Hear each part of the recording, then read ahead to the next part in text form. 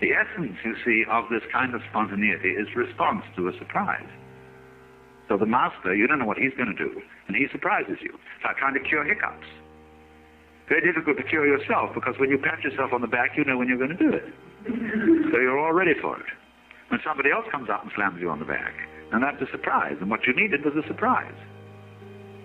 Or it's like jokes. What makes you laugh about a joke is the element of surprise in it. That's why jokes aren't funny after they've been explained. So in the same way, all these Zen stories, if explained, have no effect. They're intended to produce what I would call metaphysical laughter. But this has to be a surprise. And so as to be surprised, well, there's no way of premeditating it. So you see, if you read, for example, there's a book out here called Zen by Eugen Erigel, who studied archery. Many of you have probably read this book. He had to learn to pull the bowstring in the manner of the Japanese archer and let it go, but not on purpose. He had to let it go without thinking first, I'll let it go, and then let go. He had to let it go, not on purpose. Now, that really bugged Erigel. How do you do something not on purpose? Especially if you're aiming at a target. Well, the whole point is, if you think before you shoot, it's too late. The target's moved. That's why we have a thing like beginner's luck.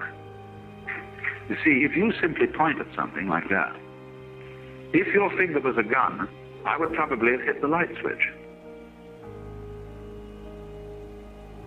And so you get a person who's naive about a gun, will pick a gun up and bang, and the thing will drop dead.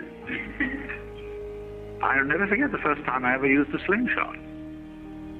Yes, a friend of mine was with me, and he was aiming away and not missing. I just picked it up, and it hit. So I couldn't do it again. You get a certain naturalness there. So there was a master by the name of Ikkyu, who was a great leg puller. And he had in front of his house a very gnarled pine tree. One of those things that's contorted, and they loved this kind of thing.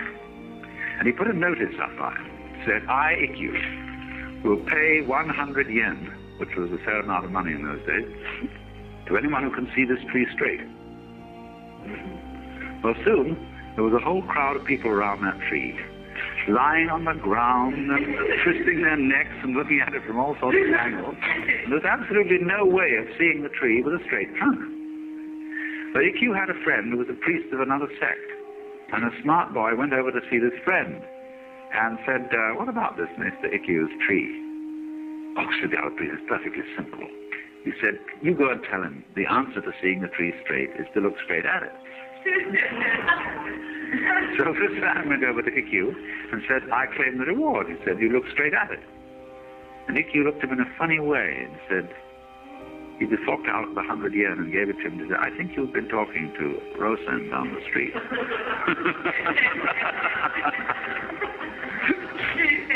Now, in that way, you see, just look straight at it.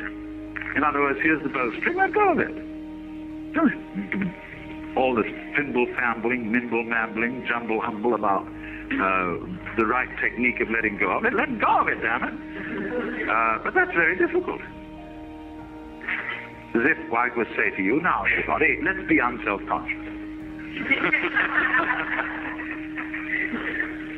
And so finally, in desperation, you at last learn to let go of the thing, which was what you were supposed to do all the time.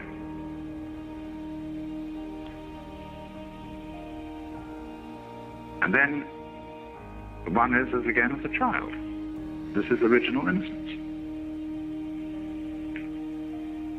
So this is the meaning of the person who was asked, what do you do here in this Zen institution? He said, we eat when hungry and we sleep when tired.